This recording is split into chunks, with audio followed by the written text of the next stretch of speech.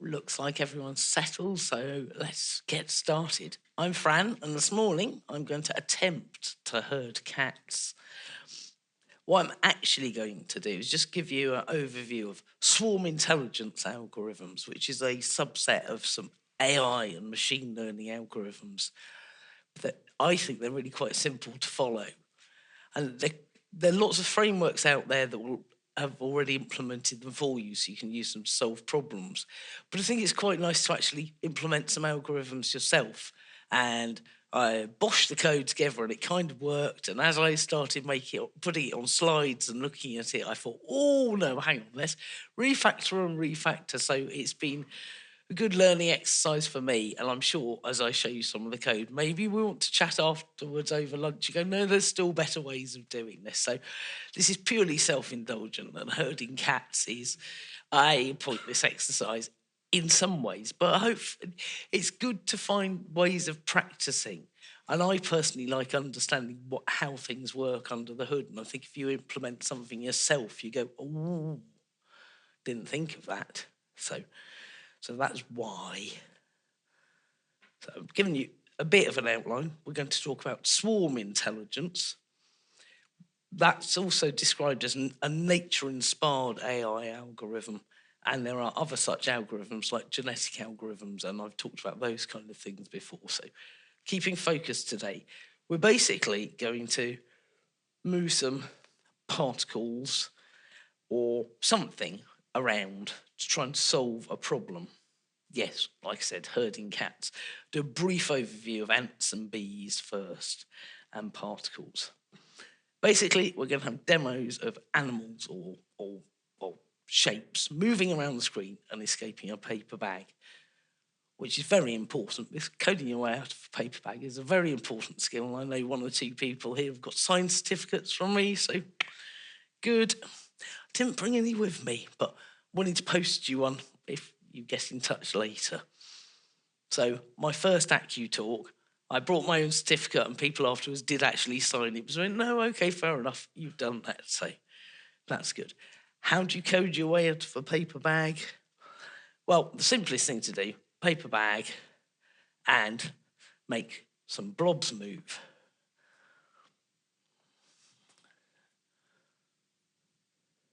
Which may or may not work. I'll go on. They're not going to move. Been outsmarted by this laptop. I bet it's because I'm in presenter mode. No, it's not going to move. If they just all go up at the same time, they'll all get out the bag, and that'd be good. I might have to drop this out of presenter mode and try again so it behaves. That would be really boring if they all move up at the same time. We don't want to do that for 90 minutes. What can we do instead? We can use swarm intelligence.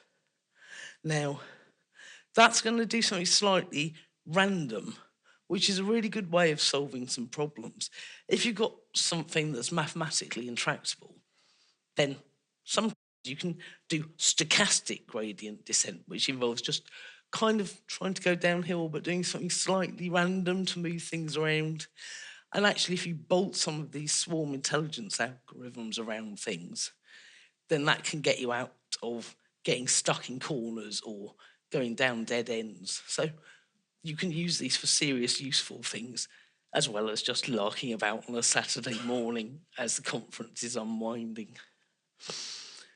All the swarm intelligence algorithms are based on the idea of emergent collective intelligence. So it appears as though our swarm, our collection of blobs, are starting to behave intelligently.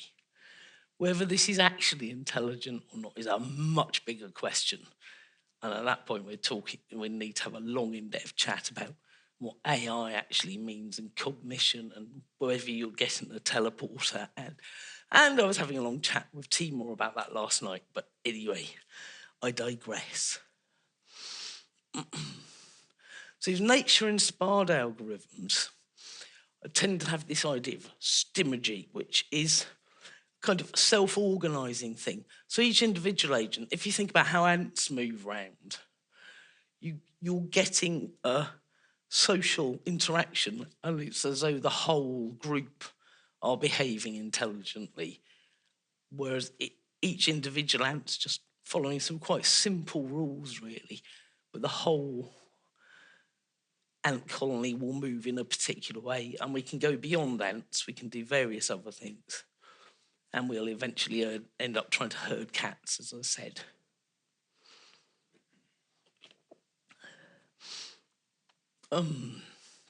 So the thing about the swarm algorithms is they are inspired by nature, but like I said, so are genetic algorithms. Swarm algorithms tend to have this one thing where a solution's got maybe represents a point in space or the XY value of a mathematical equation. And on top of that, they've got a velocity as well, which shows us how to move the points around over time. And we can randomly change the velocity and nudge them to slightly better solutions.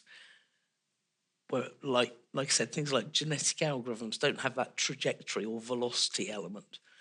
So that's what makes things specifically swarm algorithms. Like genetic algorithms and a lot of other AI stuff, we're doing two things. We're trying to do two things simultaneously. We're trying to explore the search space. The reason we're doing this, in some cases, you could just brute force enumerate everything and find what works. But in quite a lot of realistic situations, things are sometimes MP hard. You don't have time to do all of that, so you just explore some of it. And if you spot some places are a bit better, then you can start exploiting that and remembering the better places.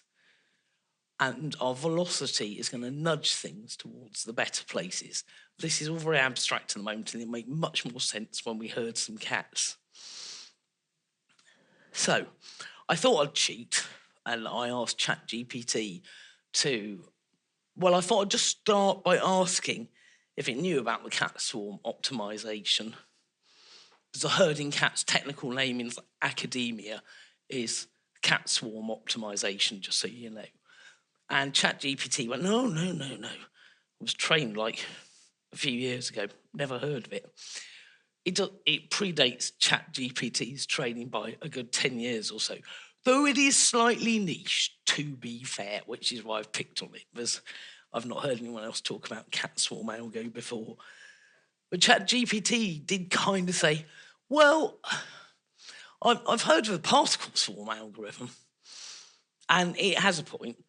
That is readily available on the internet, and that's as the essence of all these swarm optimizations. If you understand particle swarm optimization, everything else is just a bit of a tinker with that.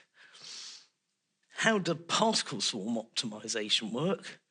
Well, like I said, we've got position, maybe X and Y, maybe XYZ, maybe XYZW, it can be as many dimensions as you want. And we've also got a velocity, which is speed in a specific direction. And that's going to drive these particles around space to find solutions. So you can imagine that if I'm trying to find where a function of X and Y is 0, I can try particle swarm optimization. What I'll do is I'll start with some random points in space and see if they're any good or not. I need a way of measuring that, how good things are. And that can give each particle a personal best. And then part of the swarm thing is you remember the global best, which is this idea of the STIMG and the emergent intelligence from the whole swarm. So what we do is the next X position is just add the velocity in the X direction. And similarly for Y and Z and so on. So just adding up, which a lot of AI algorithms are. Some adding up and occasionally some multiplying. Sometimes it goes crazy and there's a tiny bit of trig in there or something.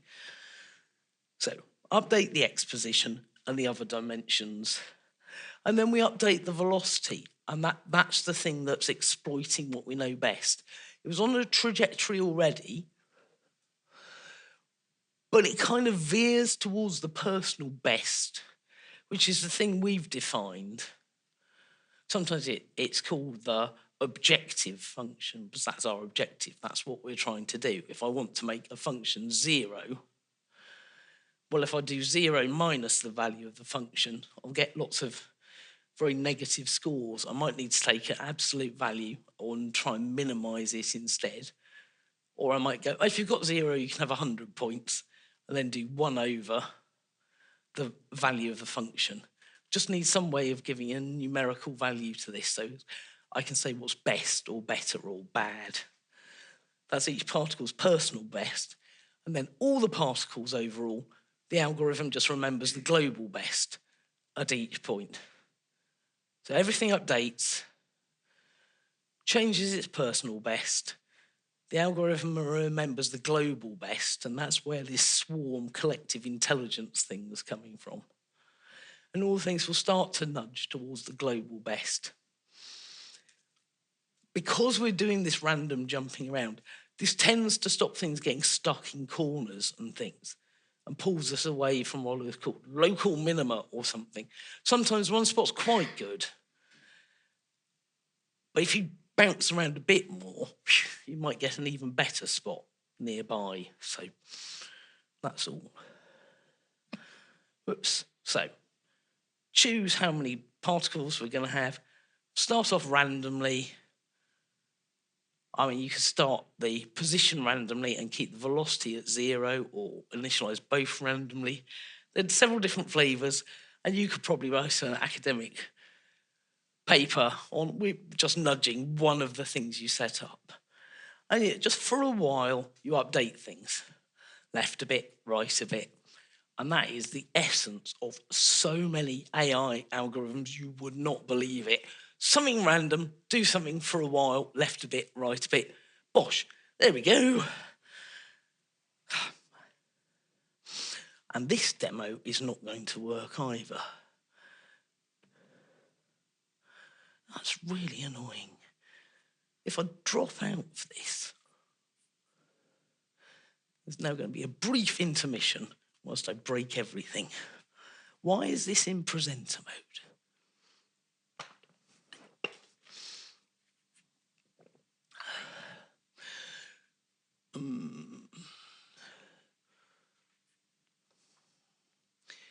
Does anyone know PowerPoint better than me and know how to stop it doing presenter mode? No, silence.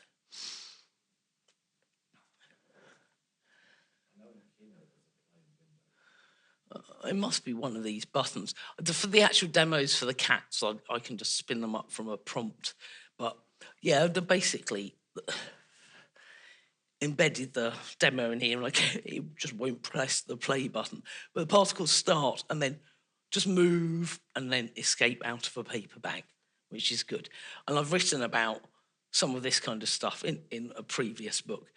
Because partly for self-indulgent reasons, it is quite good fun to just play around with these, and then you learn stuff about the algorithm itself. But also it's quite good fun if you want some new kind of katas or little practice things, because they're quite small and compact. It's quite a good way of practicing a programming language you already know, or trying a new one, testing yourself. Going, how am I going to get tests around this stuff that's doing random things or similar? So I've mentioned ants earlier on as an example of this emergent behaviour inspired by nature. That's slightly different to how the particle swarm works. What an ant colony simulation optimization to do is it will actually remember the path it's taken through something. So instead of trying to find an XY that solves a problem, now we're trying to find a path for a graph or something like that. So you could apply that to some kind of logistics or similar, and you might want to find the shortest path through things. Or you might be designing something 2 or 3 dimensional, like an antenna or similar, or a circuit board. So where do you put the bits? And again, you just specify the optimization function, and that will drive how the solution works. This is, again, slightly different, but we still got, for a while, and here instead of randomly moving, we haven't got the trajectory here. We just create a path through the graph that we're allowed to walk over, and we update a pheromone, which gives an attractiveness to each edge on the graph. And the next time round, as we choose, if we've got a node that's got 3 options, we're more likely to go for the one with more pheromone, but we might not. Because these always tend to pick the better ones, but don't necessarily, which allows us to do that exploration. And over time, you'll find the shorter path picks up more pheromones because more ants will have had more time to go up and down there. You're supposed to, in your for loop, let them evaporate off over time so they don't get fixated on one way of doing things and still explore. And again, we can bosh some ants in a paper bag and let them walk over a graph. And over time, they might have started with the dotted lines, but over time, they'll find the shorter path because of those pheromones going on there. They're not pheromones, they're just numbers attached to an edge of a graph, right? But it will go, oh, I might as well go straight up rather than moving around. So that's gone beyond just an X and a Y and a Z. You can use this to find paths through towns or any kind of route planning stuff. You can use bees as well. There's something known as an abstract bee colony. So here we're back more to the particle swarm thing. But this time, instead of there just being one thing that the particles do, the bees have got different roles. So we've still got that for a while thing. We randomly set things up. Maybe in advance we have a parameter deciding how many bees in each role. Some of them tend to just stay at home. They're inactive bees. Some of them go out and gather food. And gather, because this is all a software simulation, and in fact maybe so's this, but that's back to the teleporter conversation with Timor yesterday. Concentrate, Fran.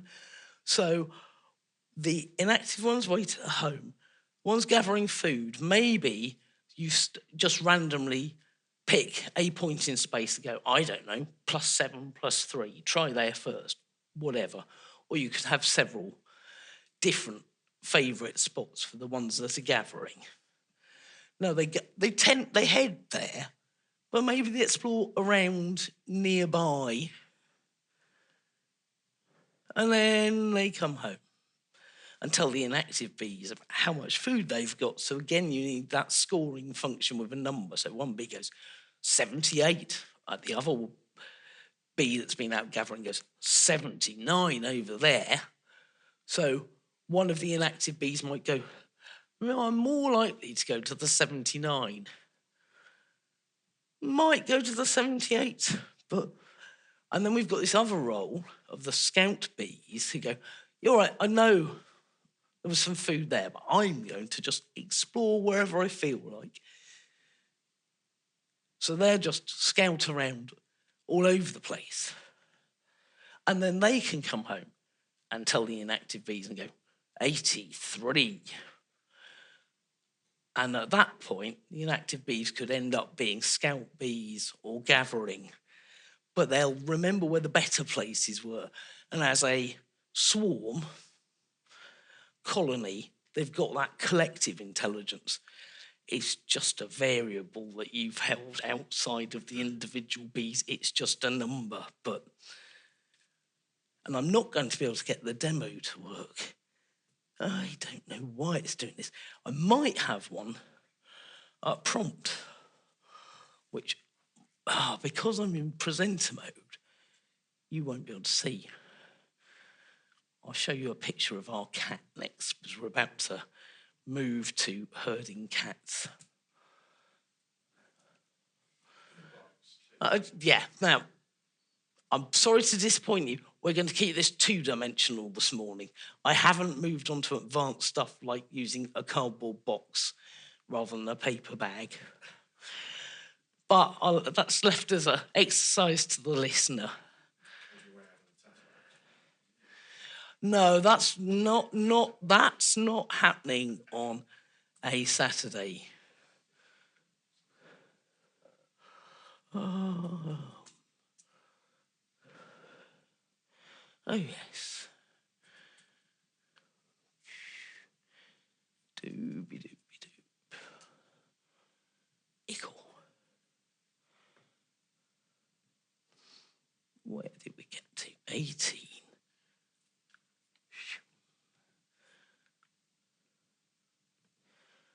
So.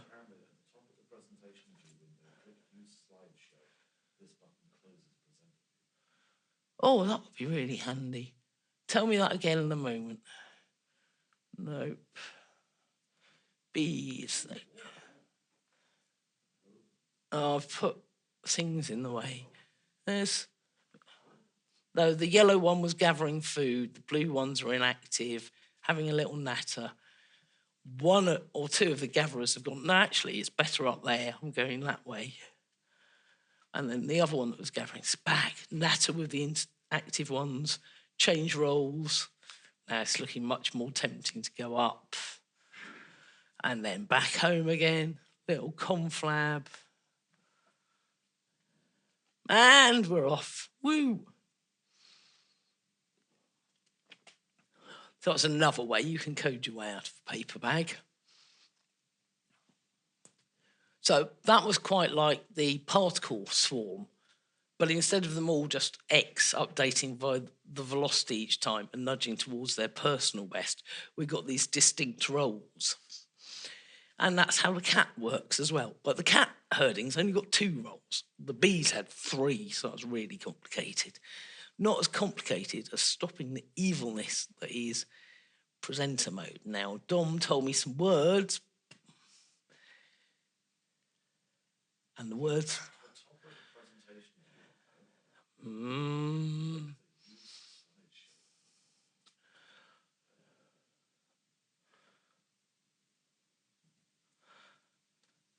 At the top of the presentation, click the what, he, who, what.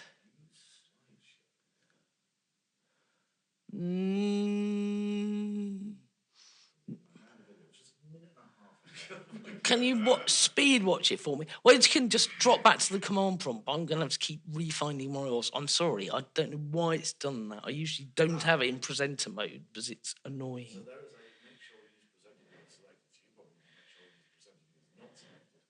And one of the menu things when it's in the window. Yeah, we'll just keep going. It's fine. So, as I said, the cat swarm optimization predates ChatGPT by quite a long way, so it did lazy internet summarization and got it wrong, but it's fine. And it gave me an excuse to practice a spot of coding, which is also fine. So our cats are going to have 2 modes, unlike the bees that had 3 modes. And as we said, they'll be in a position and they have a velocity.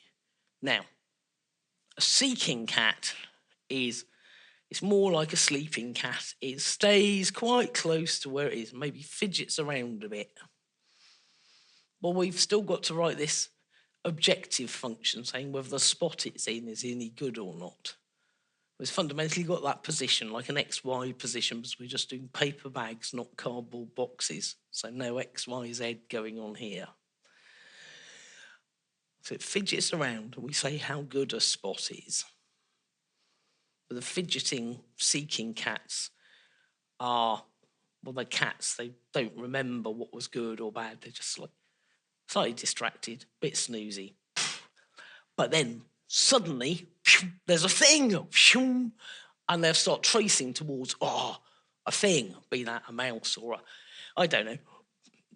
Again, it's a simulation, so it's just going to be the objective functions better there. And then they use the velocity. So they zoom off in a specific direction.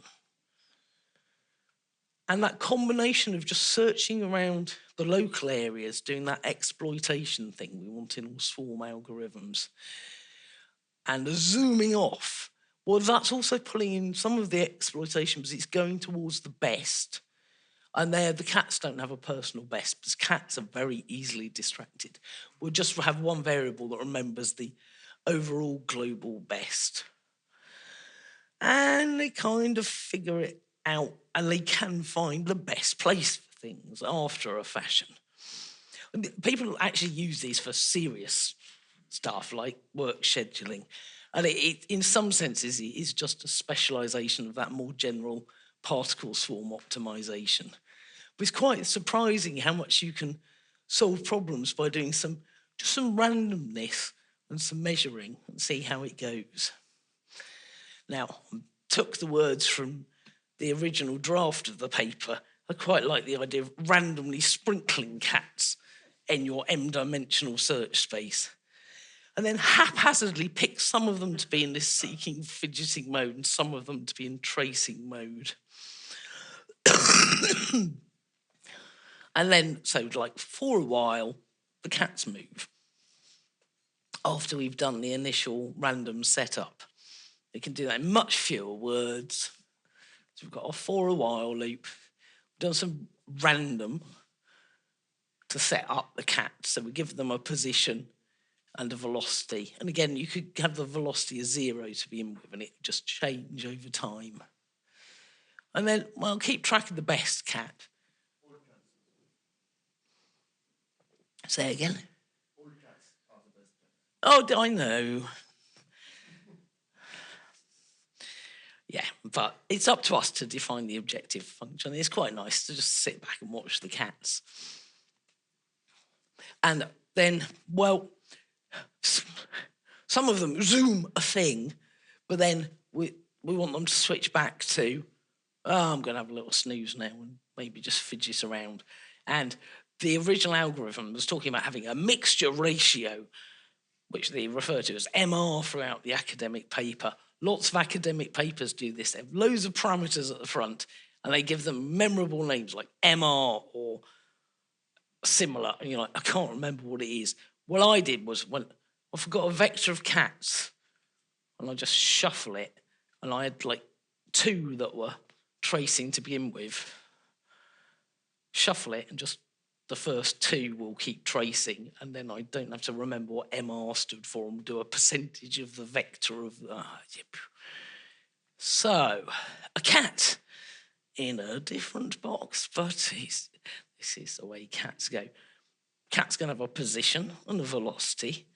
Of course, if you heard Matt's talk the other day, you could use this as an experiment to swing things out and then have the positions and the velocities separately, and that would allow you to practice things, see if things get quicker or not. But keeping it simple here, each cat's going to have a position, and I'm going to start with the velocity of 0. I've got a Boolean flag saying whether it's tracing or seeking. That's purely so that when I try and display these in the demo, the ones that are seeking are going to stay as little yellow circles. And when they zoom to get a thing, it's going to be a triangle that's supposed to be pointing in the direction they're going in. Whether I got the trig right on that or not, I won't show you the slide, so I'm sure it's an inverse tan or something. So, what's a position? Well, it's an X and a Y coordinate. The general case of the cat swarm algorithm, you can have extra dimensions. And in that for loop, you can decide whether you're going to change all the dimensions or just do maybe 2 at a time or 1 at a time. And that's one of the other flags, the algorithm with a mysterious car crash of letters. I can't quite remember what they mean. Keeping it simple here, we're just going to change X and Y each time. You could do just one, then the other. There are parameters. There are always parameters to AI algorithms, and you spend all your time tuning the parameters, always. How does velocity work? Well, velocity is a speed and a direction, so we want an X and a Y for that as well. And I'm returning the angle that gives, just so as I can display, I can rotate my triangle so you can see which direction it's about to zoom off in. So let's look at the seeking cats. These are the ones that kind of sat in a box, but maybe fidgeting around a bit. I told you about the car crash of letters in the academic paper. So each cat has an SMP, a seeking memory pool, a memory seeking pool, or whatever, which simply means as it fidgets, it goes, oh, well, I'm here, but I might fidget to one of like 5 other places or 10 or yet another parameter to this. I've coded this up to just choose from the best 5 nearest places. And as I said, we could have set this up so we changed just 1 dimension at a time, or randomly pick 3 dimensions of 27, or whatever dimensional problem we're doing. We're just doing paper bags here, so we've only got X, Y, 2 dimensions, nice and simple. What does the seeking cat do? Reading the words from the academic paper. So the cat makes J copies of itself. Well, cats are weird, but they are good fun, I think. And we've got this other parameter of if it considers its own position at the moment or not. So basically, if your cat's going to choose one of 5 new positions, it's either 5 completely different positions or 4 completely different positions, or I'm too snoozy, I'm staying here. It's just a flag. I think I was set mine up so it always tries different positions, but it's yet another parameter to the algorithm, because there are always parameters in this AI stuff. So it's copied itself into, say, 5 identical positions, and then you just nudge 1 or more of the dimensions slightly, so you're looking somewhere nearby. And then you randomly choose one of those, and then I guess the cat's teleported itself at that point. The last cat disappears and becomes the cat in the new position. And if I only let them move a little bit, they look as though they're just moving around in space, but every now and again it might look like one teleports, because I think I've allowed them to stretch too far away from their original position. What I'm actually doing in the code is, I think I am discarding the old cats and keeping it immutable and getting a new cat back. So visually, were the cat in the center blob, it might consider 2 that are at height of 4, the one on the left height of 6, on the right height of 7, and one nearly out the top of the paper bag, height of 9. We use an objective function of how high up we're going. And then when we're above the top of the paper bag, then we have herded cats out of the paper bag. How do we pick one of these 5 new positions? Quite a common thing in all this AI stuff is what they call roulette wheel selection, or just like a weighted statistical distribution.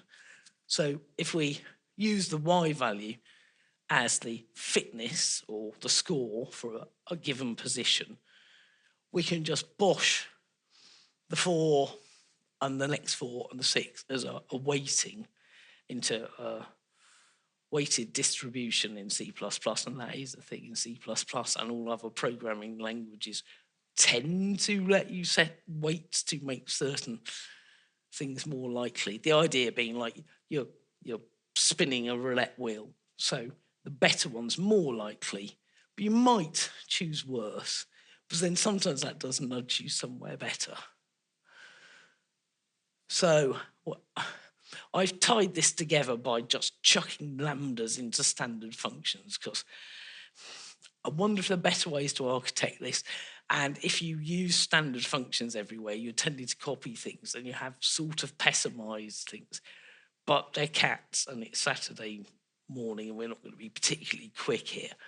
So if you want to go away and play with this and find other ways to do it, go for it. So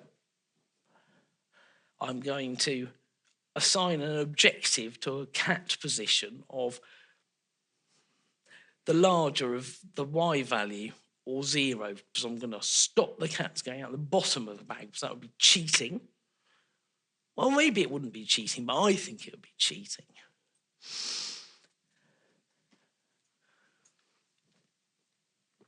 Like I said, armed with the, say, 5 positions around for the seeking cat, we're in essence doing a roulette wheel selection. The original paper's full of like, take the fitness of each individual and subtract the best and then scale it by the best minus the min, and then you can do whether it's you're trying to make something as big as possible, like a Y value, and go up out of the bag, or as small as possible and just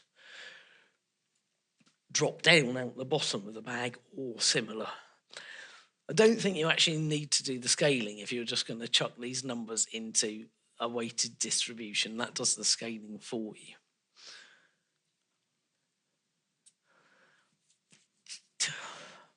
So I can use my little lambda I put in a function as a fitness.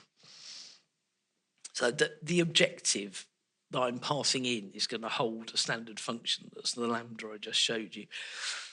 And because I want to subtract the least from everything, I didn't necessarily make that so clear on the last slide.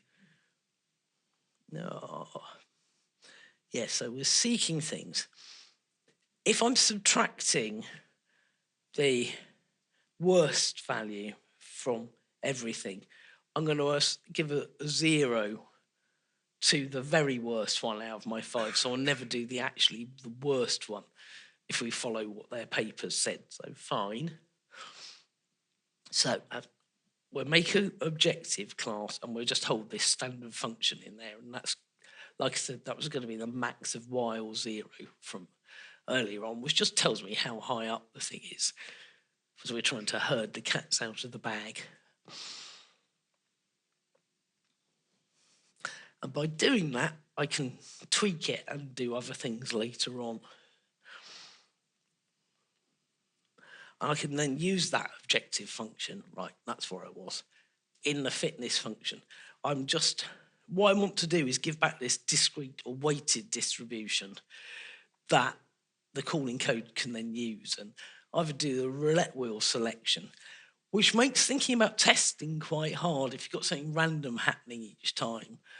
But if you separate that bit out, you could have a set of tests that always pick the best one each time, which might make some things easier to reason about. So yeah, it's quite an interesting idea to play around with. Again, if you've got some code doing some random stuff, trying to work out how to architect it well so you can swap out bits and test bits and make things fit on a slide. And this took some hammering, because the C++'s discrete distribution blows up and gets really annoyed if you give it 0 for all of the weights. But that's just the same as like not a weighted distribution, like just uniform int or something. That's a really annoying interface to it, but to like special case that bit. So all that's happening is if the smallest and the largest value are the same, which is in about the middle of the slide, just go, just make everything equally likely. So if somebody wants to show me a way to refactor that so it fits on the slide better, really nice, because I'm not proud, but it works. How do we choose the position? Well, what I've done in the code is I've got a static generator in the class, which makes me a bit twitchy, but it kind of works. In some ways, it's fine. All I'm doing there, the important thing is the numbers I've put into the distribution. That makes the better places more likely. So having a function that is doing that roulette wheel selection, maybe that's fine. I could swap it out to one that always takes the best for some test cases and things. You can do other things instead, like if you were to turn this into a template, you could send in a generator instead. So there's lots of options here. I just settled for, that'll do, because I can separately test it and always pick the best one instead, because I've kept that objective function and how I'm getting the weights separately. Yeah, I could talk about how to architect these, but we've got cats to herd. And we have got halfway through, we've got most of the way through the seeking cats. Then we need the tracing cats. Then we want to see some demos, don't we? So let's move on. Got some parameters in there. I said about all the different parameters going on, like seeking memory pool. I'm just going to choose 5 positions, and does it consider its current position or not, and so on. So set the seeking method up with the parameters, and that's got a move that moves the cat. How does the cat move? Well, like we said, it makes 5 or however many copies of itself. And then for one or more of the dimensions, we just do a little bit left or a little bit right or a little bit up or a little bit down. So we've got a cloud of possible points around the current position. And then just move. Now, I did have a demo of just the cat seeking. I think I'm going to stack the demos up and we'll see them all afterwards. Otherwise, I'm going to be flipping backwards and forwards and trying to understand what Dom's saying whilst he's watching a video on the internet, and it'll be chaos. But that's what happens when you try and herd cats. If they're just seeking, they're just randomly trying a few places. And they can actually then move around the search space and they might actually find the solution. And in some ways, that's very like Brownian motion and a diffusion model. So over time, you would expect them to spread out and escape the paper bag, but it might take a while. So it's mode 1. Mode 2, trace, boom, a thing. Because cats are like that, aren't they? Fidget, and then suddenly boom, distracted by a thing. The trace method, like the seek method, has got some parameters. Not much to it. In the academic paper, there's a parameter called C1. There's not a C2 or anything, but I think it's an abstraction out of some of the other swarm algorithms. And that's just a multiplier that you use to indicate how much you're going to change the velocity by. So how does a tracing cat move? Well, that's going to zoom in a particular direction. So that is going to use the velocity. Seeking ones are just like, oh, there, fidget.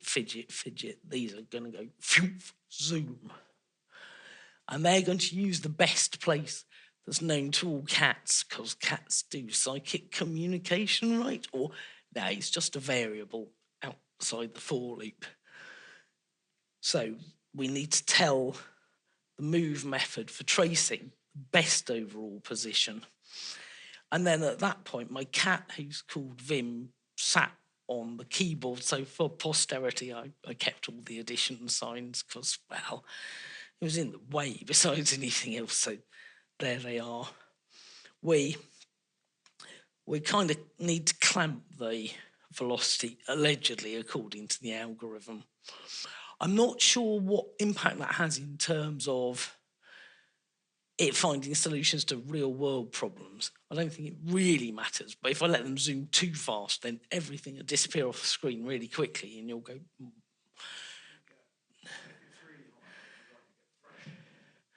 Yeah. Yeah, and the seeking, we kept it within a range as well. But I still, and sometimes when I've run some of the demos, they do, but only to a point, spookily materialise slightly further across the bag and then boom, back there. But that's herding cats for you. But at a high level here, this mode is using the best. So that's some kind of overall memory of where might be good and nudging that exploitation of what we've learnt so far, like all swarm algos are doing. And then each of these move methods records, oh, hang on, I just traced, so that I, in the display, kind of round ones for seeking and triangle ones for tracing, but we'll do the demo later on. The danger with tracing is because they're all moving towards the best place so far. They aren't doing as much exploration. So if you don't have that exploration mode, they might all go, yay, a thing. Cats do that, right? That doesn't solve much problem. So that's why you need the little randomness to make a thing, whew, another thing. And then you start exploring the search space more.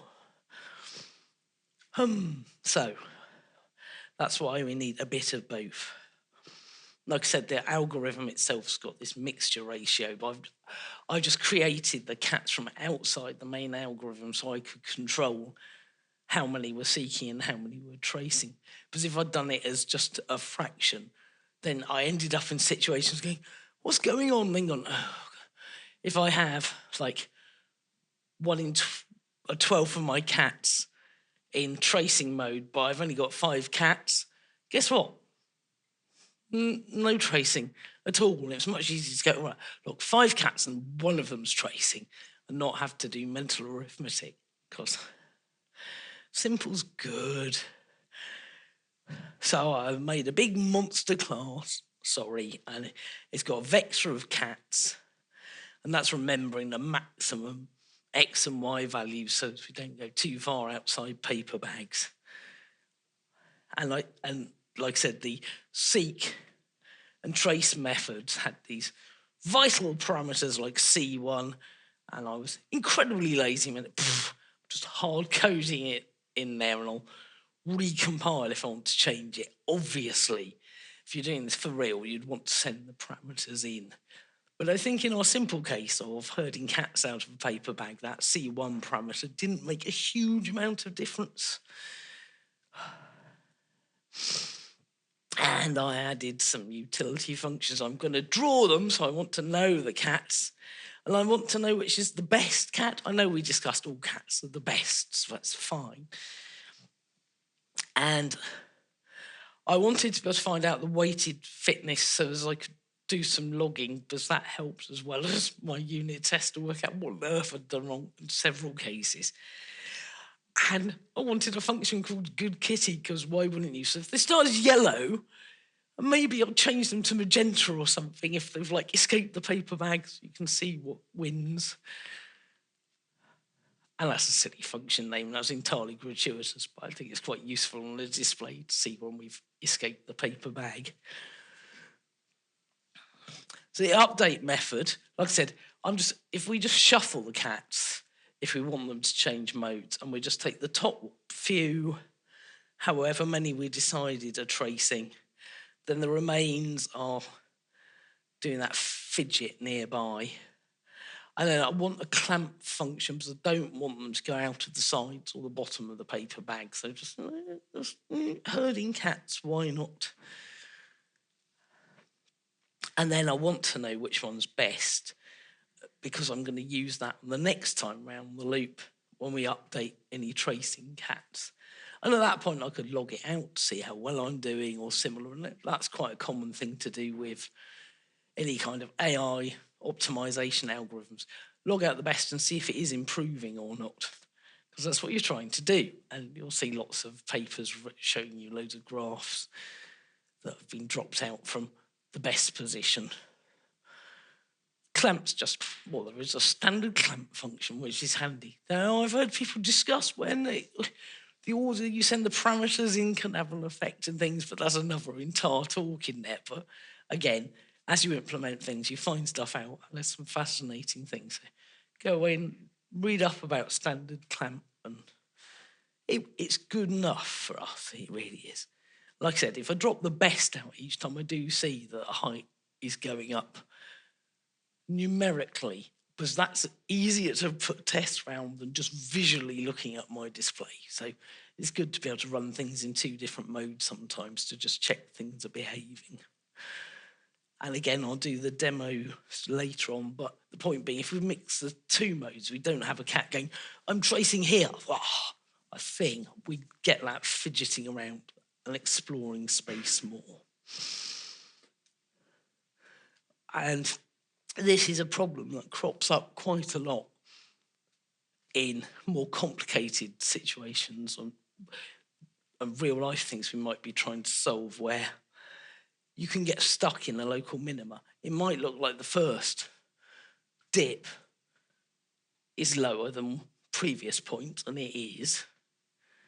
But if you only do small steps on either side, you'll miss out that there's an even better lower place on the right.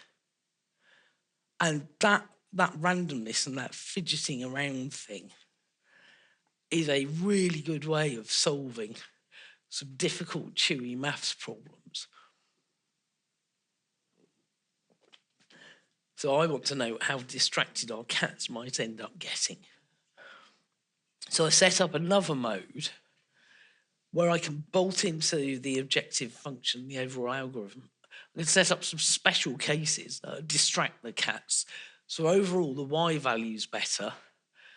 But if they get near one of these zones, they go, oh, that's actually quite good. And I'll give that an extra few points. Try and distract them, see if we can stop them herding themselves out of the paper bag because of this emergent intelligence. So, where do we put the specials? Well, I can set them up randomly, and that's what I've done in some of the demos. But again, if I pass the specials into my algorithm, that makes testing much easier. I can decide whether I'm going to have any specials, where they're going to be. So pull that out separately. Here, I've set them up to be randomly, and then I can use them. And then I just extend that objective function I had earlier, which I was just sending the single lambda into. Now, this is going to take the specials as well. So it needs to consider this fn, this function we started with that was just the y value. But I can add some special points that might have a higher weighting. And you can see how in real life, if you're actually trying to solve a real problem, you might say these specific points in space or whatever you're trying to solve are worse or better, and it's a way of being quite precise about what you're doing. That's given us some flexibility having our objective functions separately.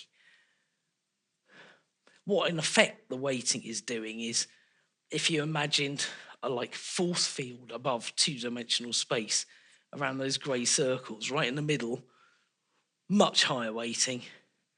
But once they've got a certain distance away from the sides, it stops distracting them. So there's just this kind of flat zone where they're like, that weighting I've given it makes it all equally likely, so they might get stuck there. Is the teamwork of the tracing and fidgeting going to help? It might. And so just to encode that up, I just want to see how far away I am from that middle point, say the y value, and let things drop off. And it's technically called the witch's hat function, which is just some taking away and some adding up. But yeah, you could encode it differently, and you can see in real life you might have something specific that you already knew mathematically how to code up. Just about the witch's hat seemed like the thing to do to make the grey blobs mildly distracting. And then the cats will move around, and we'll see some demos quite soon. So just a few asides to start wrapping things up, and then we'll try lots of different demos, and hopefully they'll all work, because the play button wouldn't work in my slides, even though I set them up. Whatever. When we're doing optimization algorithms, this kind of optimizing, this AI swarm intelligence stuff, there are lots of known problems that you can try out to see if your swanky new algorithm can actually solve them or not. And there's lots of mathematical research around this. So if you've got a function that's multimodal, so like where we had the two dips going on, then that can make things more difficult for your optimizer. And if you've got a function that you can split up and do some calculus in different dimensions, then that sometimes makes things easier and sometimes makes things harder. And there's a whole list of functions that you can try out your algorithm against to see if it's working or not. I know when I've spoken before about types of optimization from AI, Some people have accidentally come to the talk and gone, oh, no, that's not what I wanted. I wanted to know about optimizing my C++ code, and then left. So hopefully I made that really clear at the beginning of this one.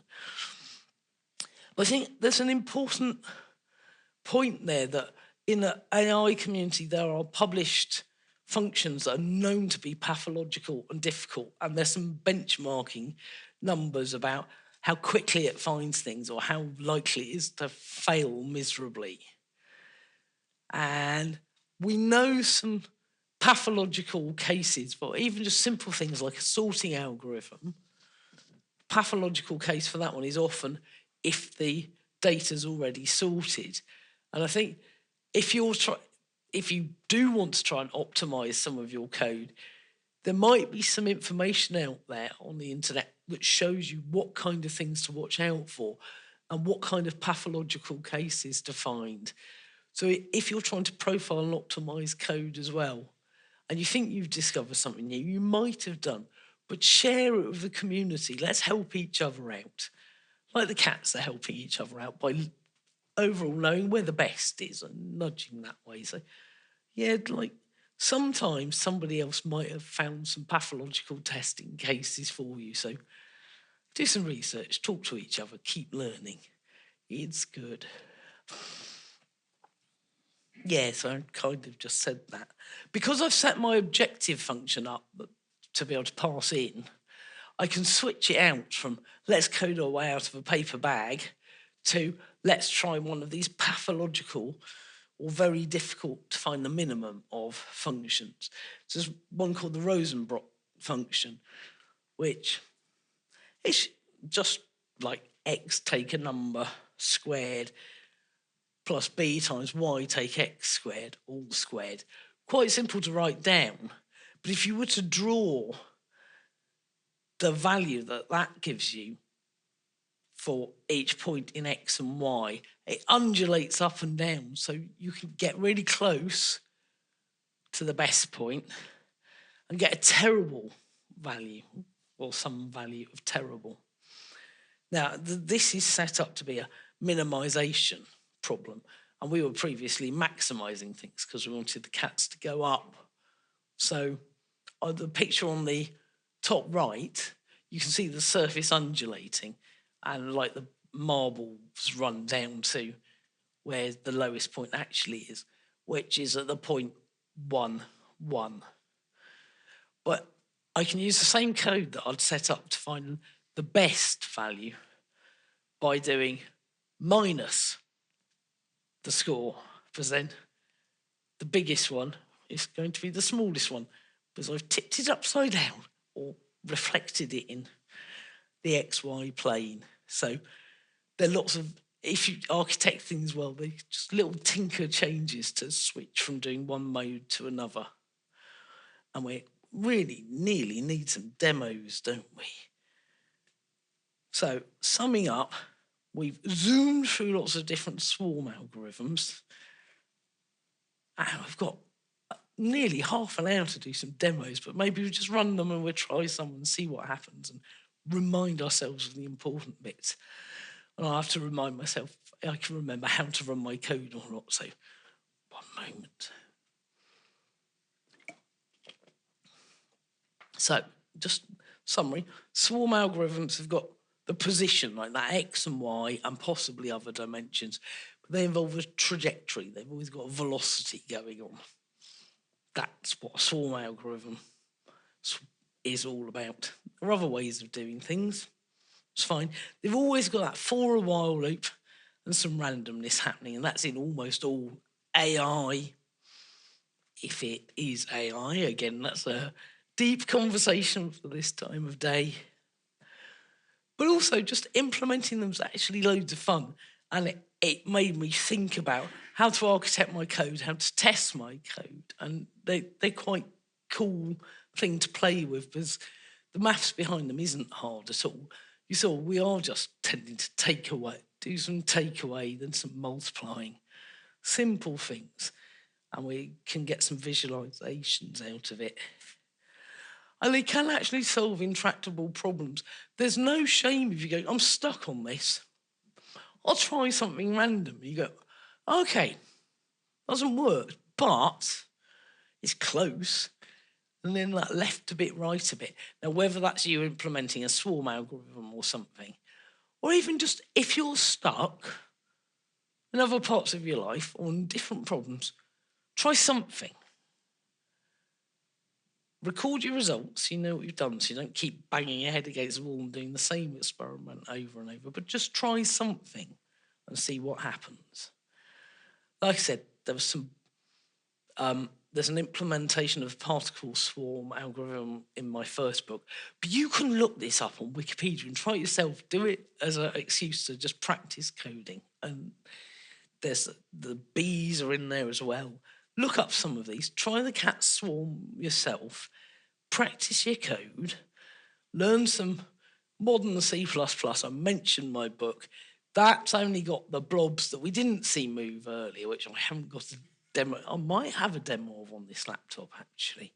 We'll see them in a moment. I'm just playing around with some random things. And I gradually introduced some C++ from C++ 11 to 23 for people who may be used to do C++ a bit or a lot and have missed loads of the changes that have happened. It's quite a small little book, and I've got a few with me. If someone wants to buy a physical copy, I've still got 1 or 2 left. Or that's quite a huge discount directly from Manning. But just encourage you to practice things. AI sounds like big and huge, and it's all about ChatGPT. But ChatGPT, you've never heard of the cat swarm algorithm, and it's out there on the internet. So don't believe ChatGPT.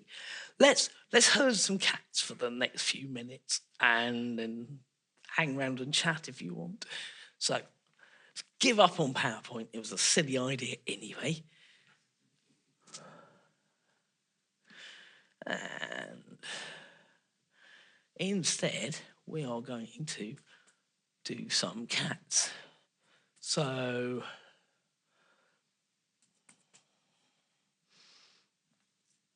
we can make it big instead.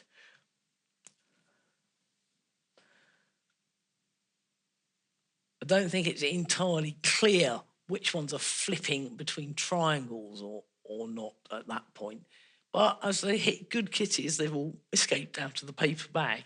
It's possibly quite quick to see what was going on, but that was no specials because there'd be big grey blobs and both modes going on.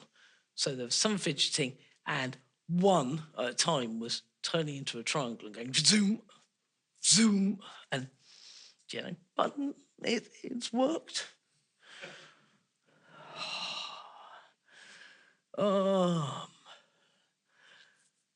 So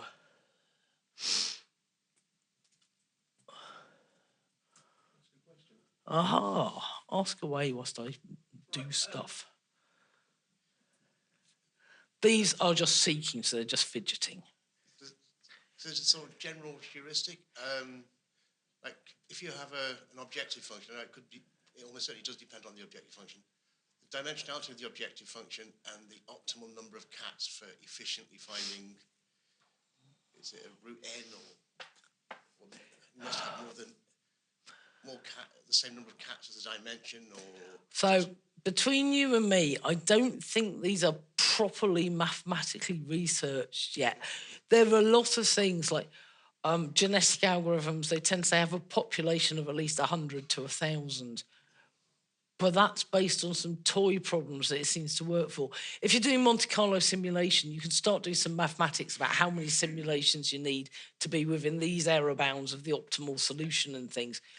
My impression from reading about a lot of this is if numbers are suggested, they tend to have just been based on a random number that's been picked out of some research that's been done. But you will often find as you change the number of inputs, things will change. If I rerun the fidgeting cats, who just escapes, well done, cats. Good kitty. If instead of having 10, I just have 1.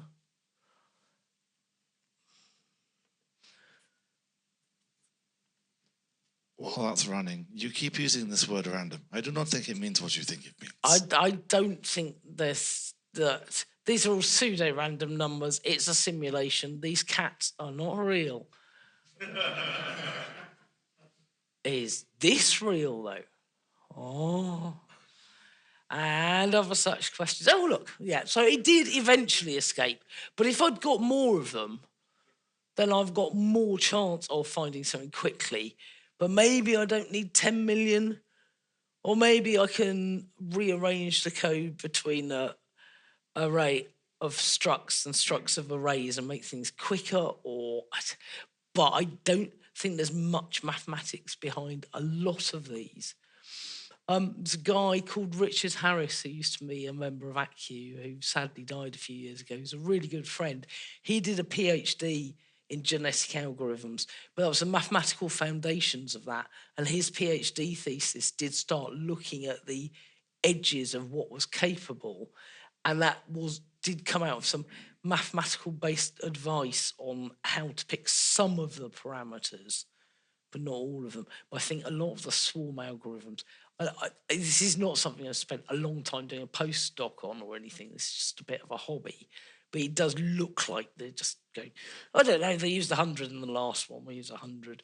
And then we've got this C1 parameter, which I left at 1, didn't seem to be making any difference to my silly toy example. Is a simulated annealing of cats. Hitting them with a hammer? You cruel man. So I've talked about simulated annealing before. So if you don't know that, that's if you are going on a certain trajectory, which might be gradient descent. Does that make any sense to anyone? If you're doing neural network stuff in order to do ChatGPT, or decide whether something's a cat or a dog or similar, you tend to do some calculus, which is a way of saying subtraction and division rather than multiplying and adding up. And you tend to go, well, I seem to be going higher here or lower here, which gives you the gradient. But then sometimes you can get stuck in that like minima on the left and there's a better thing on the right. So you just go, well, I'm going to keep going downhill. But once in a while, I'm going to teleport myself somewhere slightly different and then keep going downhill. So just randomly jumping somewhere else. And yeah, I could randomly teleport the cat somewhere else. Whether that will be significantly different to them doing the trajectory and randomly searching around, I don't know. Well, you've got yourself a good research problem. Just need some funding and bosh. Let's have a seeking cat and a tracing cat. Oh, I've forgotten how my parameters work. I keep telling myself, stop taking the parameters as just numbers, but then you have to remember what each one means. And yeah. So I think I've said I want 1 cat in total on its tracing. Let's try 2. Hey, I got lucky. So that tracing one's, but because they're not swapping modes here, just so you can see what it's up to. That tracing one's gone. I think it sneaked through the edge of the bag when I wasn't looking, but I was talking to you. Good. There we go. So that did work, but they weren't swapping modes. So now we can do the same again. And if we're really clever, we can swap modes. I wonder which parameters which. Ooh. There we go. So kind of making us dizzy. But the tracing one's kind of moving along the fidgeting one is because and that got out much quicker. But that's the collaboration and the switching the modes round thing. And again, if you were to drop the best position out into a log file, you could graph that and go, oh, well, it's just when they don't swap modes, it's like that. But when they do, it's quicker. So on. Can we distract the cats? Let's make them bigger. So 1 of each. Distracting blob. Well, that's nowhere near them, so it wasn't enough. We can make more, though. 2. 7? 7? Wow.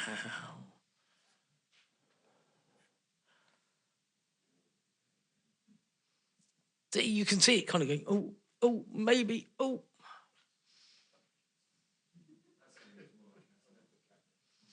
Yeah. Trouble is, we've only got 2 cats. So I imagine an enhancement to this would actually be making your distracting points a laser pointer that you could move and have it being dynamic. Oh, that would be loads of fun. Yeah, I might have to do some like real life in order to make it properly nature inspired. But yes, good point. Yeah, see, I think our algorithm might be failing, but the recommendation is to have a very low percentage of the cats in tracing mode, because to be nature inspired, we need to respect the fact that most cats are like their snoozes, don't move very much. So the suggestion is no more than 10% of them being in tracing mode, because the tracing is going towards the best point so far. And it's the ones that are fidgeting a little bit that are finding other things, so they're kind of stuck. If I run it again, we'll get 7 different things. But let's try, like, more cats. I mean, that's bound to solve everything. Loads of cats, yay. But just 1 in tracing mode. And my colour scheme, because I've resized the screen, my good kitty things failed because of the scaling of the Y. I knew there was going to be some things I hadn't tested. Moral of that story is test all your code, even the stuff that's in the UI. Yeah, there's a thing. Yes, that's cats for you.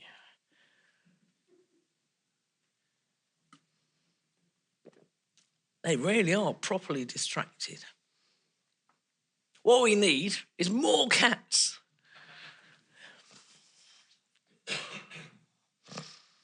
Whoever said 7, I'm not trying it with 7. That's just crazy.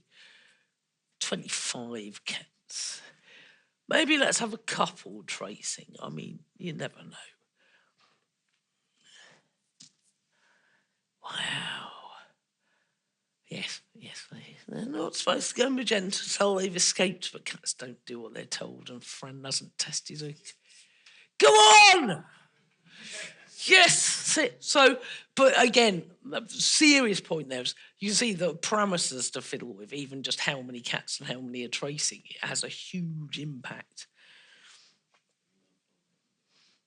which makes it very hard to prove theoretically whether any of these swarm algorithms or other AI things can actually really solve problems. But sometimes they do, and sometimes they don't. But again, if you get stuck on any problem, try something. It might work. You never know.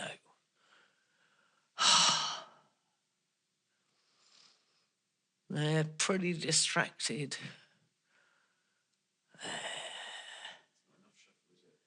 Yeah. More cats. Oh, no, because I've set this up, I can switch the objective function. Remember the Rosenbrock one? So the point down at 1, 1.